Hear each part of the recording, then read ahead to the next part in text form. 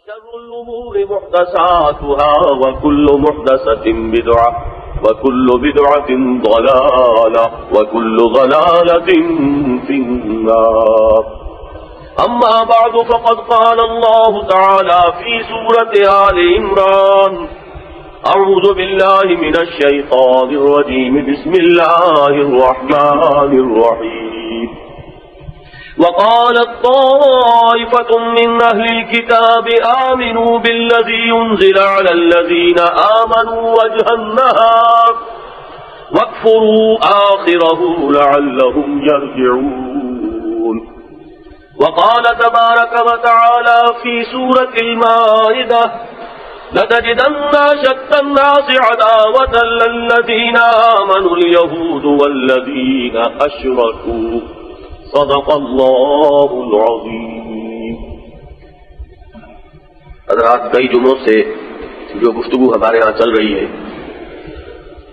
مجھے خود بھی اندیشہ تھا اور بعض حضرات کی طرف سے یہ خیال بھی سامنے آیا کہ اس کے سبب سے یہ مغالطہ نہ پیدا ہو جائے کہ ہم کسی فرقے وارانہ مسئلے کو ہوا دے رہے ہیں یا کسی اختلافی مسئلے کو زیادہ زیر بحث لا کر فضا کے اندر کسی قسم کی کوئی کشیدگی پیدا کرنا چاہتے ہیں.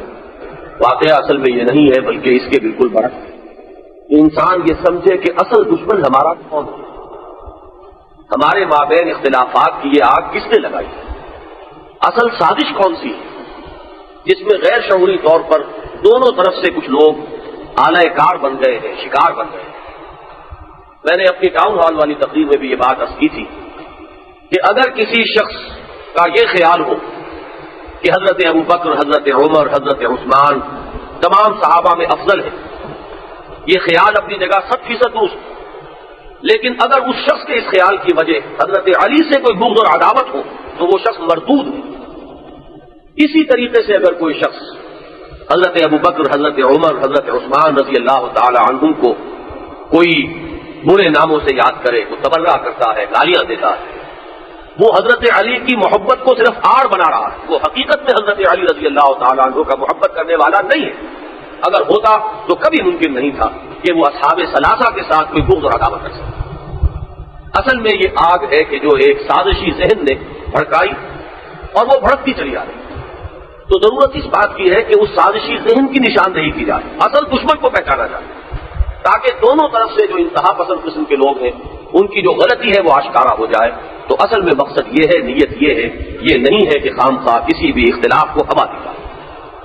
میں نے پچھلی مرتبہ عرض کیا تھا کہ یہ سارا فساد جو امت کے اندر پیدا ہوا ہے یہ اصل میں یہود کے سازشی ذہن کا نتیجہ ہے، ان کے عداوت اور بغض کا مسئلہ، ایک بڑی گہری سازش، بڑی گہری چال جو نبی اکرم صلی اللہ علیہ وسلم کی نبوت و رسالت اور دین محمد علیہ الصلوۃ والسلام کے خلاف یہود نے تیار کی.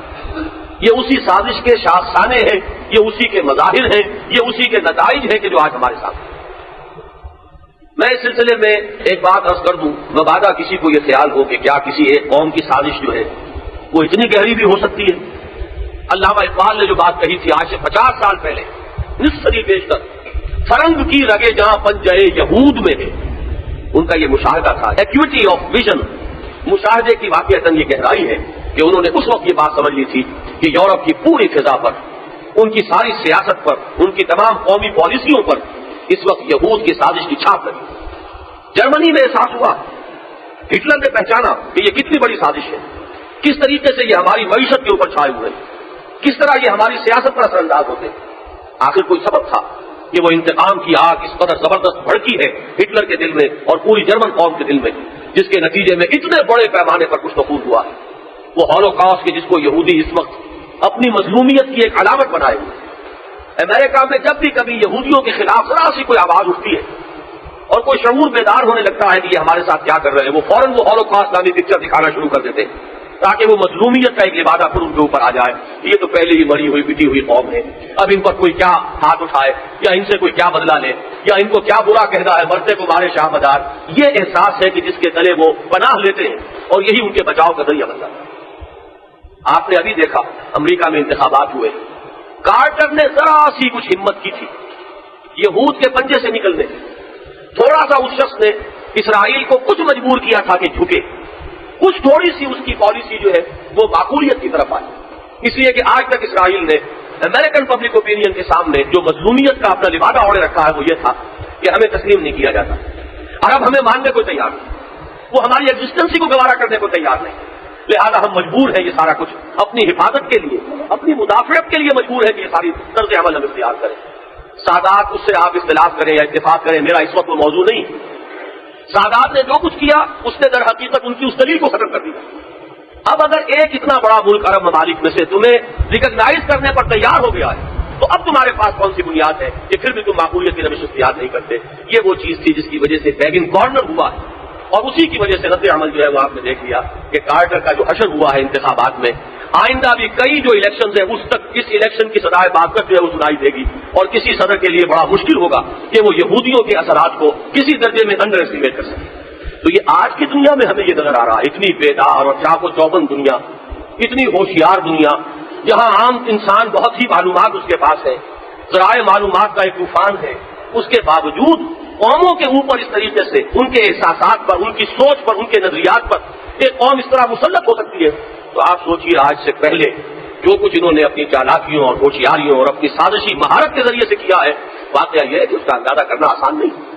میں نے اسی کی مثال کے طور پر پچھلے جمعے میں عرض کیا تھا، ہمارا یہ ایمان ہے حضرت مسیح علیہ السلام کی تعلیم ہرگز وہ نہیں ہو سکتی کہ جو آج مسیحیت کے نام سے پیش کی جا رہی ہے۔ کیا 1% بھی اس کا امکان ہے، 1/1000 بھی اس کا امکان ہے کہ حضرت مسیح علیہ السلام نے تشخیص کی تعلیم دی ہو؟ معاذ اللہ، ثم معاذ اللہ، ثم معاذ اللہ، اللہ کے پیغمبر، اللہ کے رسول، لیکن وہ کہیں توحید کے سوا کسی اور چیز کی تعلیم دے سکتے تھے۔ لیکن آج دیکھیے کہ ان کی اصل تعلیم کا دنیا میں نام و نشان نہیں۔ تعلیم موجود ہے، اناجیل موجود ہے، میں نے جیسا کہ پچھلی مرتبہ آپ کو بتایا اس میں موجود ہے یہ جملے۔ ہرگز یہ خیال نہ کرنا کہ میں موسیٰ کی شریعت کو ختم کرتے آیا ہوں، یہ موسیٰ کی شریعت لاگو رہے گی، قائم رہے گی۔ انجیل بھی موجود، یہ الفاظ بھی موجود، سرمن آف دی ماؤنٹ بھی موجود، لیکن جو شریعت ہے وہ ثابت ہو گئی۔ اس کا کارنامہ، اتنے بڑے بڑے کارنامے جنہوں نے کر کے دکھائے، میں نے گنوائیں کی آپ کو 4 باتیں کے ذہن میں رکھیے۔ حضرت مسیح علیہ السلام کے ساتھ معاملہ ان کا کیا رہا؟ جب تک وہ دعوت و تبلیغ میں مصروف رہے، بدترین دشمنی علماء یہود نے کی، انہیں مرتد قرار دیا، انہیں کافر قرار دیا، انہیں جادوگر قرار دیا، ان کو واجب القتل قرار دیا، اور اپنے بس پڑتے تو بہرحال سولی تک پہنچا کر انہوں نے دم لیا۔ اللہ نے جو معاملہ کیا وہ معاملہ مختلف ہے۔ وما قتلوہ وما صلبوہ، اللہ تعالیٰ نے انہیں اٹھا لیا اور ان کا نزول ہوگا، ابھی وہ زندہ ہے، ان کی وہ حیات جو ہے اس کا ابھی سلسلہ جاری ہے، وہ نزول عیسیٰ کے بعد پھر ان کے اوپر موت جو ہے وہ فطری موت وارد ہوگی۔ لیکن یہ کہ انہوں نے تو اپنے بس پڑتے سولی پر چڑھوایا، اور پھر اس کے بعد جب انہوں نے دیکھا کہ ہم تو سمجھے تھے کہ مسیح کے بعد پھر یہ دین جو ہے ان کا یہ ختم ہو جائے گا، نسیہ منسیہ ہو جائے گا، ان کی توقع کے بالکل برعکس جو حواریین حضرت مسیح علیہ السلام سے جن کی تعریف کی ہے قرآن مجید میں سورہ صف میں، وہ لوگ، واقعہ یہ ہے کہ تاریخ انسانی میں محنت اور ایثار اور قربانیوں کی جو مثالیں قائم کی حواریین مسیح علیہ السلام نے، ان کی واقعہ یہ ہے کہ بڑی اونچی شاندار ان کی مثال ہے جو انہوں نے قائم کی۔ اس کے نتیجے میں حضرت مسیح علیہ السلام کا کہ معتقدین کا جب دائرہ بڑھنا شروع ہوا تو اب وہ یہودی سازش جو ہے اس نے ایک پیترا بدلا۔ ایک یہودی عیسائیت کا لبادہ اوڑھتا ہے، اور جو اپنے حضرت مسیح علیہ السلام کے اس حیات عرضی کے دوران اس وقت تک تو وہ شدید دشمن تھا، لیکن اس کے بعد جب دیکھا کہ یہ تو معاملہ جو ہے یہ مجھ سے خاک کو ایک بڑی آندھی بنا چاہتی ہے، تو اب اس نے پیترا بدلا، اس نے کچھ خواب اپنے سنانے شروع کیے۔ حضرت مسیح علیہ السلام کی طرف سے مجھے بشارتیں ملی ہیں، میں اب مسیحیت اختیار کرتا ہوں۔ اندر سے سیبوٹاج کیا، اندر آ کر اس پورے دین کا وہ حلیہ بگاڑا ہے کہ آج وہ اصل دین مسیح علیہ السلام کہیں بھی موجود۔ اب وہ توحید تسلیس میں بدل گئی۔ جب اللہ کے رسول کو تو آپ نے خدا بنا دیا، رسول کی جگہ خالی ہوئی تو خود رسول بن گئے، پال بھی رسول، دوسرے حواریین بھی رسول، اب یہ سب کے سب رسول ہیں۔ آخرت کے عقیدے کو ختم کیا کفارے کے عقیدے سے، جو بھی مسیح کو مان لے اس کے تمام گناہوں کی طرف سے پیش کی کفارہ حضرت مسیح بن چکے، معاذ اللہ ثم معاذ اللہ۔ ایک ایک چیز کی چرچا، شریعت موسوی ہم پر لاگو نہیں ہے، شریعت موسوی ختم ہو گئی، اور دنیا میں وہ تماشا جیسا کہ میں نے کیا موجود ہے۔ انجیل کے قائل ہیں، انجیل موجود ہے، انجیل میں سرمن آف دی ماؤنٹ موجود ہے، حضرت مسیح کے وہ جملے بھی موجود ہیں، اور اس کے باوجود شریعت موسوی ثابت ہو، اور سولی کے واقعے پہ ایک بڑا حسنیہ سا بنا کر، ایک جذباتی سی چیز بنا کر لوگوں کے لیے صرف ایک جذباتی کیفیت، ایک جذباتی لگاؤ پیدا کر دیا گیا۔ بس وہی نشان ہے، سینے پر ہے تو صلیب کا نشان ہے، پوپ صاحب جا رہے ہیں تو ان کے ہاتھ میں عصا ہے تو وہ صلیب کی شکل کا ہے، ان کے بٹن ہے تو صلیب کی شکل کے ہے، ان کے سارے اعصاب پر وہ جو علامہ اقبال نے کہا تھا کہ ہند کے صورت گرو افسانہ شاعر و افسانہ نویس بیچاروں کے اعصاب پہ عورت ہے سوار، تو اس پورے مذہب کے اندر وہ ایک صلیب ہے جو اعصاب کے اوپر سوار ہو گئی ہے. ان کی عقل، ان کی سوچ، ان کے شعور، ان کے اعتقادات، کل کا کل دین جو ہے وہ صلیب ہے. یہ ہے در حقیقت وہ سازش کہ جذباتی ایک فضا بنا کر اور صلیب دیے جانے کے واقعے کو نمایاں کر کے بس لوگوں کے احساسات کے اوپر اس کی چھاپ ہو جائے، اپنا کوئی کچھ اور سوچے گا. جذبات اور پیشن جب ابھرتے ہیں تو عقل بہرحال اس کے اندر ان کے پیچھے جو ہے دب جاتی ہے. وہ صورتحال ہے جو دین مسیح کا جو حلیہ بگاڑا ہے. میں نے پچھلی مرتبہ بھی کہا تھا اور میں دعا کر رہا ہوں اللہ تعالیٰ اس شخص کو اس کلمہ حق کہنے کی وجہ سے اسلام کی نعمت عطا فرما دے، ایمان کی دولت عطا فرمائے. اس نے ہارٹ نے بڑے واضح الفاظ میں لکھا ہے کہ جہاں تک حضرت مسیح علیہ السلام کی زندگی کا تعلق ہے اس وقت تک مسیحیت کی حیثیت یہودیوں کے ایک فرقے اور یہودی مذہب کی ایک شاخ سے زیادہ نہیں تھی. یہ پال نے اسے ایک بالکل جداگانہ مذہب بنایا. یہ مذہب جو اس وقت کرسچینٹی کے نام سے موسوم ہے، اصل میں کرسچینٹی نہیں ہے، یہ پالزم ہے، یہ پال کا مذہب ہے. حضرت مسیح علیہ السلام کی طرف اس کی نسبت غلط. اتنا بڑا قول حق ہے. اللہ تعالیٰ اس کی وجہ سے اسے اسلام کی توفیق عطا فرما دے، ایمان کی دولت عطا فرما دے. بہرحال اس مثال کو ذہن میں رکھیے اور یہ بات جان لیجیے اتنی ہی بڑی سازش اسلام کے خلاف یہودیوں نے کی. یہ بات دوسری ہے کہ حضور کی تعلیم دنیا سے بالکل غائب نہیں ہو سکتی، کبھی ممکن نہیں. اس کا اصل سبب ختم نبوت ہے. نبوت ختم ہو چکی ہے. اب اگر حضور کی تعلیم بالکل بس ہو جائے تو کوئی اور نبی تو آنے والا نہیں، کوئی اور رسول آنے والے نہیں، کسی اور کتاب کا نزول نہیں ہے، تو حقیقت کیسے منکشف ہوگی؟ یہ ہے وہ تحفظ کہ جو دین محمدی کو حاصل ہے، جو سیرت محمدی کو حاصل ہے علیہ صاحب والسلام. یہ تحفظ خصوصی نہ ہوتا تو واقعہ یہ ہے کہ یہودیوں کا وار، یہودی سازش جو ہے وہ اس قدر گہری تھی، اتنی کاری تھی، یہ وار اتنا کاری تھا کہ وہی حشر ہو جاتا کہ جو دین مسیح کا ہوا ہے دین محمد کا بھی، نعوذ باللہ من ذالک. لیکن یہ کہ یہ آخری دین ہے. حضور نے فرمایا انا آخر الرسل وانتم آخر الامم، میں آخری رسول ہوں اور مسلمانوں تم آخری امت ہو. یہ تحفظ ہے جو اس امت کو اور اس دین محمدی کو حاصل ہے صلی اللہ علیہ وسلم. ورنہ یہ ہے کہ جتنا کاری بات تھا، واقعہ یہ ہے کہ ان کی ذہانت کی داد دیجیے کہ ڈیول از ڈیو. ان کی ذہانت کو تو واقعہ خلا کے تحصیل ادا کرنا پڑتا ہے کہ اتنا بڑا وار کیا تھا کہ کوئی عجب نہیں تھا کہ اصل جو تعلیم تھی محمد رسول اللہ صلی اللہ علیہ وسلم کی وہ بالکل دنیا سے غائب. اب میں چاہتا ہوں کہ اس چیز کو بھی ذرا سمجھیے. حضور کی حیات طیبہ کے دوران کیا معاملہ رہا یہود کا؟ ہونا کیا چاہیے تھا، ہوا کیا؟ ذرا اس کا تجزیہ کیجیے. ہونا تو یہ چاہیے تھا کہ سب سے پہلے آگے بڑھ کر حضور کی تصدیق کرتے، سب سے پہلے ایمان لاتے محمد رسول اللہ صلی اللہ علیہ وسلم، کتابوں کے ماننے والے، جس میں حضرت حضور کی بعثت کی پیشن گوئیاں. وہ خود منتظر تھے نبی آخر الزماں کا، وہ ذکر کیا کرتے تھے اور انتظار میں تھے کہ اب آخری نبوت اور رسالت کا ظہور ہونے والا ہے. لیکن صرف ایک بات، ان کے غرور، ان کے پندار نفس جو ہے اس پر یہ چیز بڑی گراں گزری، بڑی شاپ گزری کہ وہ ہم میں سے کیوں نہیں ہے. یہ ان ان پڑھوں میں، ان بنی اسماعیل میں، ان امیین میں سے اٹھا دیا. ہم میں سے ہونا چاہیے تھا. ہم میں بڑے بڑے علماء، بڑے بڑے فقہا، بڑے بڑے یہاں پر جو ہے مفتی موجود ہیں اور بڑے بڑے کتاب کا علم رکھنے والے موجود ہیں. ان میں سے کوئی چنا جاتا. یہ وہاں بنی اسماعیل میں یہ نعمت کیوں چلی گئی؟ یہ حسد، یہ بغض، یہ عداوت اور یہ تکبر نفس تھا جو آڑے آ گیا. جن کو سب سے پہلے آگے بڑھ کر تصدیق کرنی چاہیے تھی وہی سب سے بڑھ کر دشمن. چنانچہ میں نے جو آیت آپ کو آج سنائی ہے سورہ مائدہ کی، قرآن مجید گواہی دے رہا ہے لَتَجِدَنَّ أَشَدَّ النَّاسِ عَدَاوَةً لِلَّذِينَ آمَنُوا الْيَهُودُ وَالَّذِينَ أَشْرَكُوا. تم دنیا میں اگر جائزہ لوگے اہل ایمان کی دشمنی میں سب سے بڑھ کر کون ہے، سب سے زیادہ سخت کون ہے، عداوت اہل ایمان کے لیے سب سے زیادہ کن کے دلوں میں ہے تو وہ یہودی ہے اور مشرک ہے.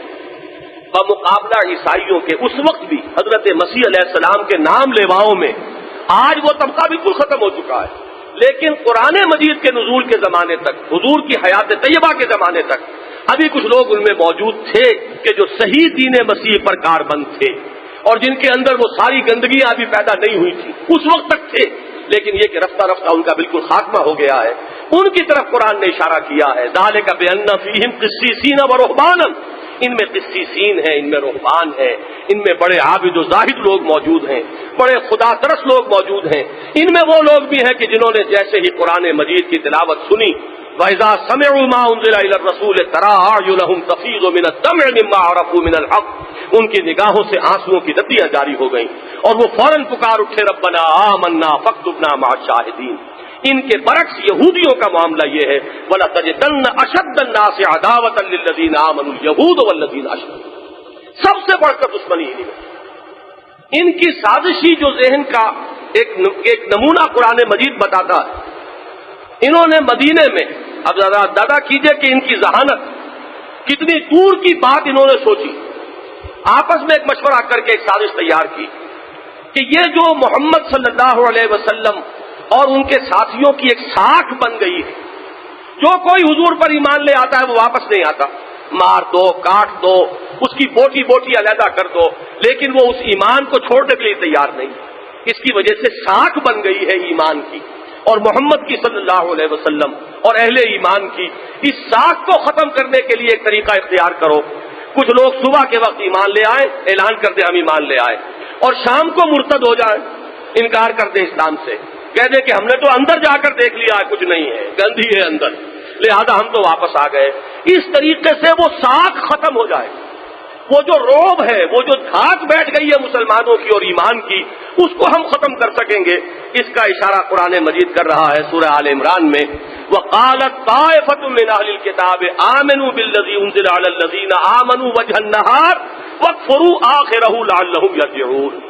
اور اہل کتاب کے ایک گروہ نے یہ سازش تیار کی، یہ طے کیا کہ جس چیز پر اہل ایمان لا رہے ہیں، یعنی قرآن مجید اور محمد الرسول اللہ صلی اللہ علیہ وسلم کی رسالت، صبح کے وقت اس پر ایمان کا اعلان کرو اور شام کو کفر کا اعلان کر دو، تاکہ یہ بھی کچھ لوٹے۔ اندر جا کر کچھ کو تو کھینچ لاؤ گے ساتھ واپس، کچھ کے دل میں تو وسوسہ پیدا کر ہی آؤ گے کہ آخر یہ لوگ آئے تھے بیچارے، اسلام میں داخل ہوئے تھے، انہوں نے اندر کوئی برائی دیکھی ہی ہوگی نا، کوئی نہ کوئی چیز ان کے علم میں آئی ہوگی۔ سادہ لوح لوگوں کے دلوں کے اندر کوئی نہ کوئی خیال پیدا کر دینا، کوئی وسوسہ پیدا کر دینا مشکل نہیں ہوتا۔ نیک لوگ جو ہے وہ عام طور پر ایسے چالاک لوگوں کے اعلی کار بن جاتے ہیں، وہ اپنی شرافت اور مروت میں یہ نہیں سمجھتے کہ یہ جھوٹ بول رہا ہوگا، یہ دھوکہ دے رہا ہوگا۔ ہر شخص اپنے اوپر قیاس کرتا ہے، وہ اپنے باطن میں جھانکتے ہیں کہ کیا میں اتنا بڑا جھوٹ بول سکتا ہوں، تو اسی کی توقع وہ دوسروں سے بھی نہیں کرتے کہ اتنا بڑا جھوٹ کیا بولیں گے، کیا محمد پر تہمت لگائیں گے صلی اللہ علیہ وسلم۔ لیکن انہوں نے اس سادگی کو استعمال کیا، ایکسپلائٹ کیا، اور یہ سازش تیار کی، صبح ایمان لاؤ اور شام کو مرتد ہو جاؤ، تاکہ یہ دھاک جو بیٹھی ہوئی ہے یہ ختم ہو۔ یہ آپ کو معلوم ہے کہ جو نفاق کا پودا لگا ہے مدینے میں، وہ یہود کے زیر اثر، ان کے جن جن لوگوں سے تعلقات زیادہ تھے، آخر 5 قبیلے مدینے میں رہتے تھے، اوس اور خزرج، یہ دو تو ہیں قحطانی عرب ہیں، اور 3 قبیلے وہاں یہود کے تھے، بنو قینقاع اور بنو نذیر اور بنو خزرج، بنو قینقاع اور بنو نذیر اور بنو قریظہ، یہ 3-5 قبیلوں کے آپس میں بڑے گہرے روابط تھے، تعلقات تھے۔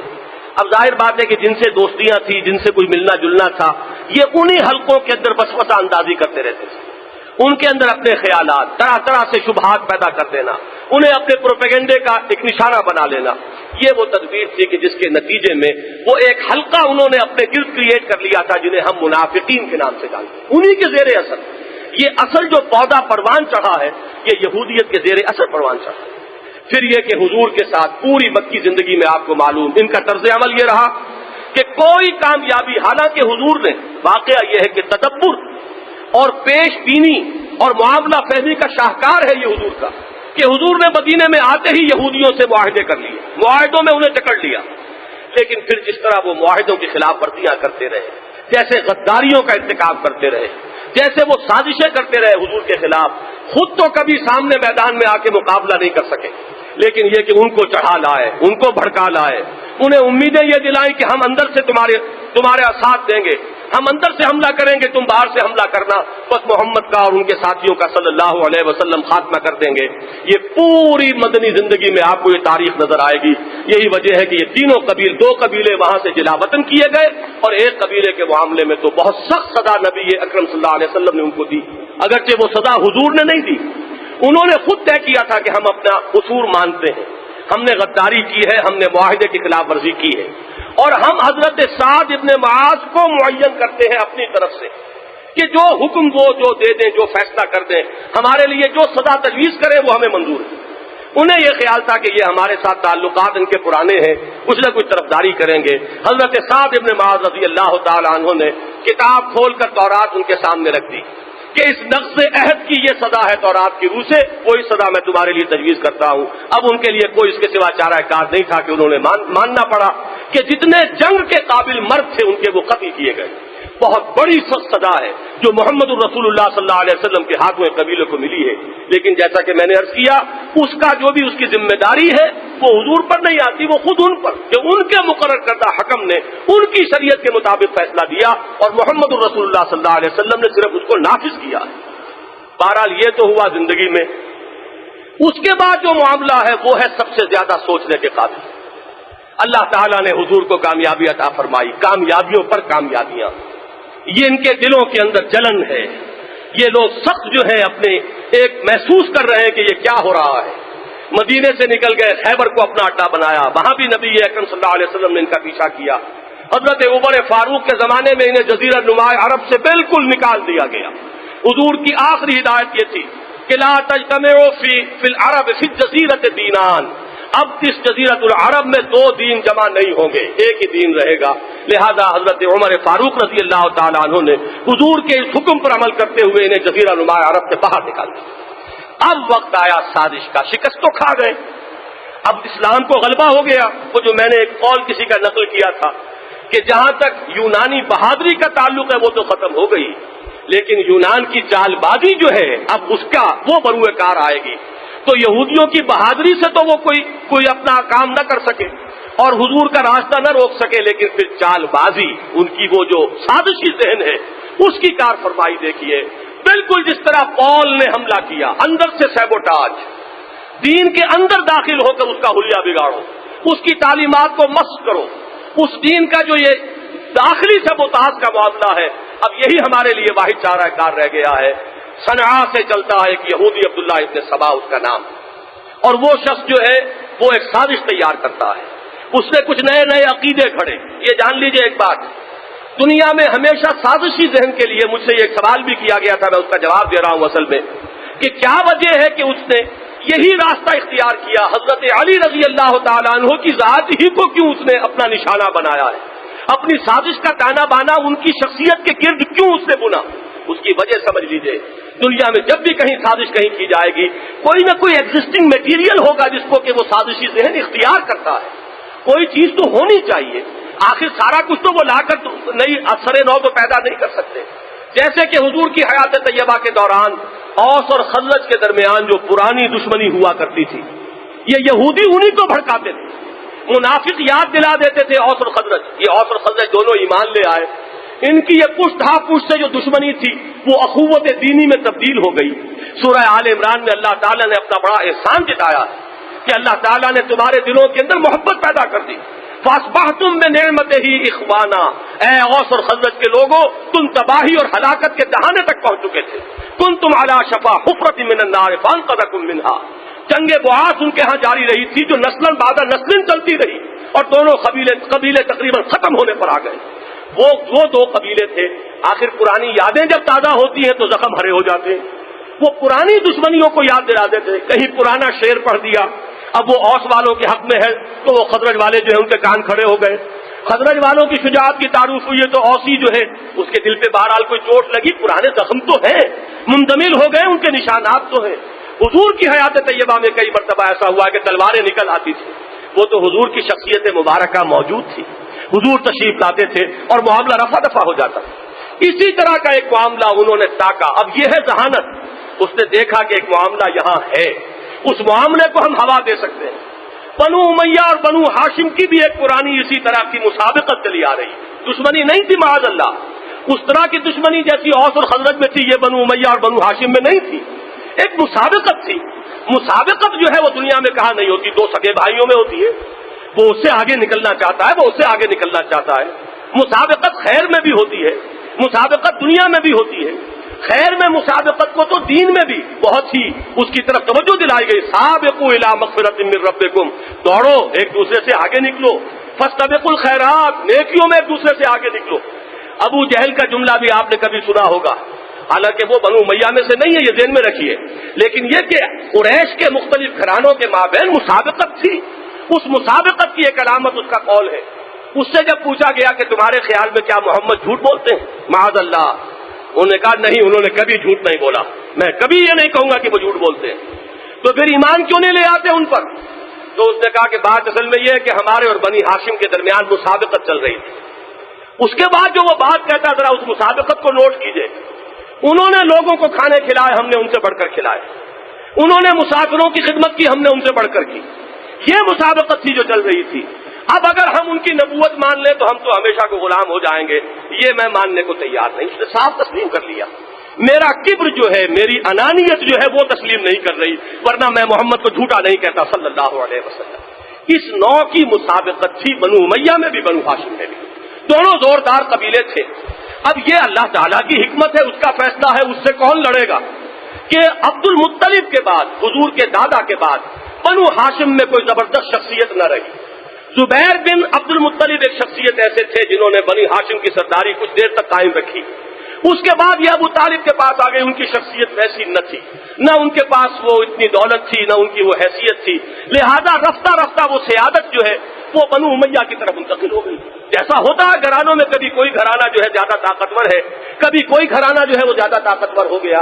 اب اس کی وجہ سے کچھ تھوڑا سا خیال، کہیں احساس تھا، کہیں موجود تھا، اس خیال کو تاکا ہے عبداللہ ابن سبا نے۔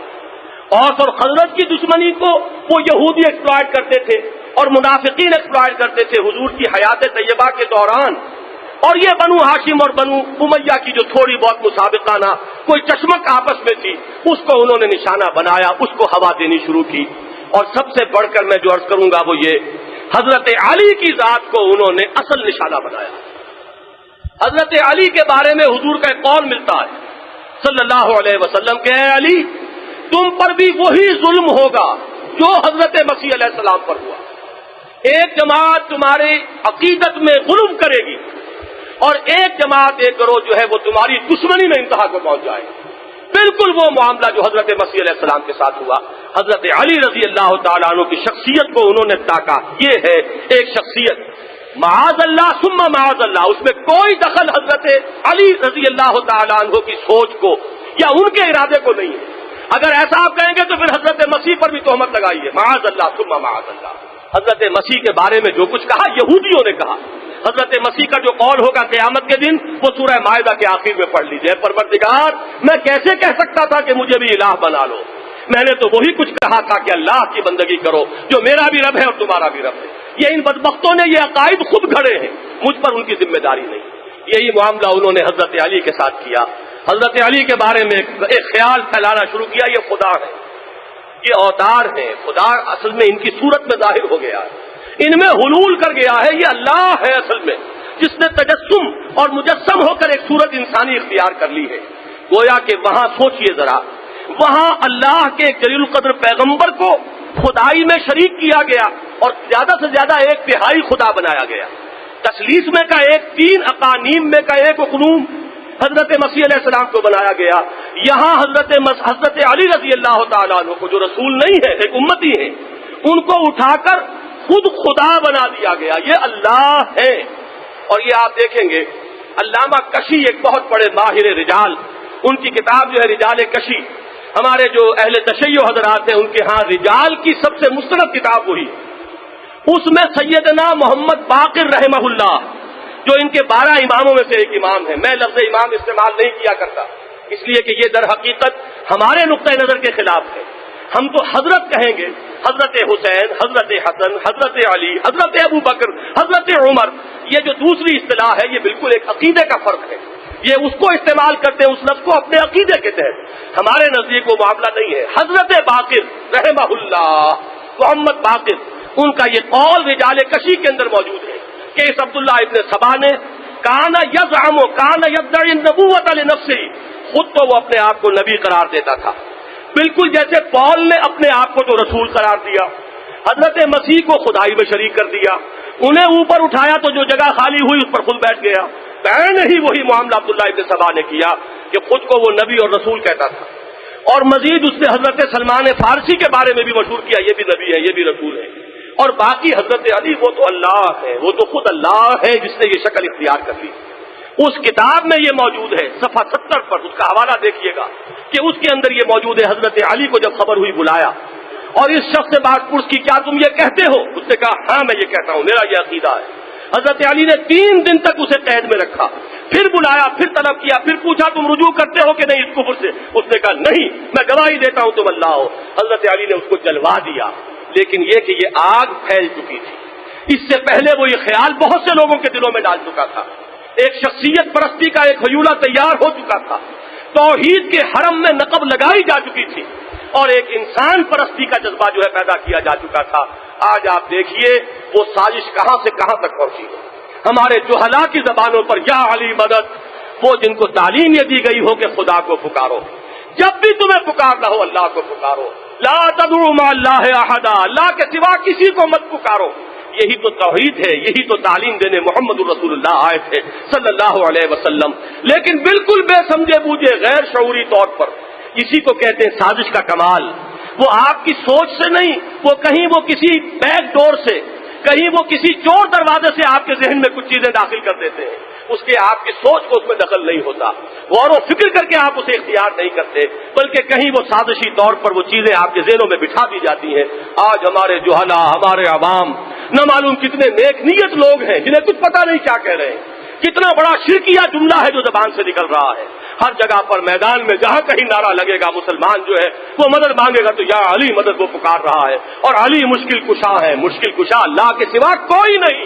یہی تو تعلیم دینے آئے تھے محمد الرسول اللہ صلی اللہ علیہ وسلم، لیکن اس تعلیم کو کیسے ختم کیا گیا ہے۔ اور یہ معاملہ میں عرض کر دوں، یہ کوئی اہل تشیع کا نہیں ہے، یہ تو میں سنیوں کی بات کر رہا ہوں، یہ تو وہ سنی عوام ہے جن کے زبانوں کے اوپر یہ نعرے چڑھ گئے ہیں، علی مشکل کشا ہے اور علی سے مدد مانگی جا رہی ہے۔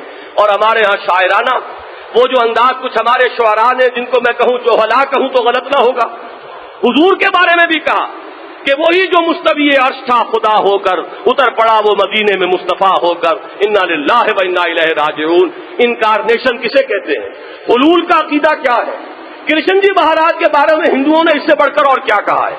یہی تو تصورات تھے جن کی نفی کے لیے یہ دین توحید آیا تھا، لیکن یہی چیزیں آپ کو حضرت علی کے بارے میں مل جائیں گی۔ کسی نے ایسے ہی بے سمجھی میں کہہ دیا ہے، گرچہ خدا کی ذات نہیں ہے علی کی ذات، لیکن نہیں ہے ذات خدا سے جدا علی۔ اب ایک شعر ہے، ایک کہہ دیا گیا ہے، لیکن سننے والوں کے اوپر کیا اثر پڑے گا؟ عام شخص جب اس کو سنے گا پڑھے گا تو اس کا ذہن جو ہے وہ کدھر جائے گا؟ یا غالب جیسا شخص جو ہے کس قدر ہوشیاری کے ساتھ وہ اور کس قدر یعنی یوں کہیے کہ الفاظ کے ساتھ کھیل رہا ہے، لیکن وہ عقیدہ جو ہے وہ دے گیا ہے کہ مشغول حق ہوں بندگی بوتراب میں۔ حضرت علی کی کنیت ہے بوتراب، حضور کی دی ہوئی، تو میں تو بندگی بوتراب کی کر رہا ہوں، اور جب بوتراب کی بندگی کر رہا ہوں تو مشغول حق ہوں بندگی بوتراب میں۔ وہی ہما اس کا عقیدہ آ گیا، حضرت علی کی ذات اور خدا کی ذات کو فرق نہیں ہے، علی کی بندگی کرو اللہ کی بندگی ہو گئی۔ وہ چیزیں کہ جس کی جڑ کاٹنے آئے تھے محمد الرسول اللہ صلی اللہ علیہ وسلم، وہ یہودی سازش، وہ یہودی ہیلا گر، وہ روح مصدق کا بروز، نہ معلوم کس کس پہلوؤں سے وہ سازش جو ہے آ رہی ہے۔ اور بھی بہت سے عقائد انہوں نے ایجاد کیے، لیکن یہ ہے کہ ان کے بارے میں صرف اجمالی تذکرہ صرف ایک جمعہ اور لوں گا آپ سے اس موضوع پر، تاکہ معلوم ہو کہ اصل میں یہ سازش کہاں سے آئی۔ یہ دین محمدی کے خلاف سازش ہے، اس میں لوگ کچھ سمجھ بوجھ کر، کچھ اپنی شرارت نفس کی وجہ سے، کچھ بے سمجھے بوجھے لا علمی کی وجہ سے بہ گئے ہیں، اور نتیجہ یہ ہے کہ امت منقسم ہے، انتہا پسندی بھی آ گئی ہے، کوئی انہیں گالیاں دے رہا ہے تو کوئی پلٹ کر انہیں گالی دے رہا ہے۔ یہ صورتحال اب پیدا ہو چکی ہے، ہر عمل کا ایک رد عمل ہوتا ہے۔ وہ نیوٹن کے لاز جو ہے ان میں سے بڑا بنیادی قانون یاد ہوگا کہ یہ بھی ہے، to every action there is an equal and opposite reaction. نتیجہ نکلے گا اگر حضرت ابو بکر کو گالیاں دینے والے ہوں گے تو ایسے بھی بدبخت نکل آئیں گے جو حضرت علی کو گالی دیں گے، معاذ اللہ۔ لیکن یہ دونوں کس کا کام کر رہے ہیں؟ یہ عبداللہ ابن سبا کا کام کر رہے ہیں۔ یہ نہ ان کے محبت کرنے والے ہیں نہ ان کے محبت کرنے والے ہیں۔ ان کا نتیجے میں در حقیقت زد کہاں پڑ رہی ہے؟ وہ محمد الرسول اللہ پر پڑ رہی ہے صلی اللہ علیہ وسلم، اس لیے کہ دونوں ان کے پیارے ہیں، دونوں ان کے ساتھی ہیں، دونوں نے ان کا فیض صحبت اٹھایا ہے، دونوں نے ان سے تربیت حاصل کی ہے۔ ان دونوں کو گالی جو دی گئی تو وہ گالی در حقیقت محمد الرسول اللہ صلی اللہ علیہ وسلم کو دی جا رہی ہے۔ صرف یہ ہے کہ حضور کی ذات اس قدر بلند و بالا ہے، اتنی شک و شبہ سے اونچی ہے، اور اتنا اللہ تعالیٰ کی طرف سے حفاظت خصوصی کا اہتمام ہو گیا ہے، اس لیے کہ وہ آخری رسول ہے کہ ان کو گالی نہیں دے سکتے، ان کی بجائے ان کے صحابہ کو، ان کے تربیت دیے ہوئے لوگوں کو گالیاں دی جا رہی ہیں، لیکن نتیجہ تو در حقیقت وہی نکل رہا ہے کہ جو حضور کو گالی دینے سے نکلتا۔ قرآن کی تعلیم تو یہ تھی کہ اے مسلمانوں، یہ جو مشرک ہیں، ان کے جو یہ مزعومہ معبود ہیں، خیالی معبود، ان کی کوئی حقیقتیں، ان کو بھی گالی مت دو۔ مبادا وہ پلٹ کر حمیت کے اندر وہ اللہ کو گالی دینے لگے، تم اپنے اس غلط طرز عمل کی وجہ سے انہیں اللہ کو گالی دینے پر ابھار دو گے۔